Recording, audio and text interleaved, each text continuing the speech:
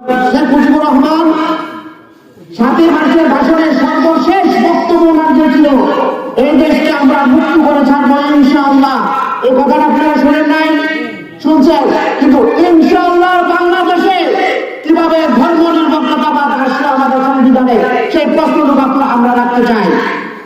বিগত দিনে যারা এই দেশ পরিচালনা করছেন, দেশের সংবিধান রচনা করছেন, তারা কেউ, যদিও তারা নামে মুসলমান, কিন্তু তারা কেউ এই দেশের ইসলামী শাসন কায়েম হোক তারা চায় না। কিন্তু এই দেশ স্বাধীন করতে গিয়ে সবচেয়ে বেশি অবদান রাখছে এই দেশের মুসলমানরা, সবচেয়ে বেশি রক্ত ঝরেছে এই দেশের মুসলমানদের।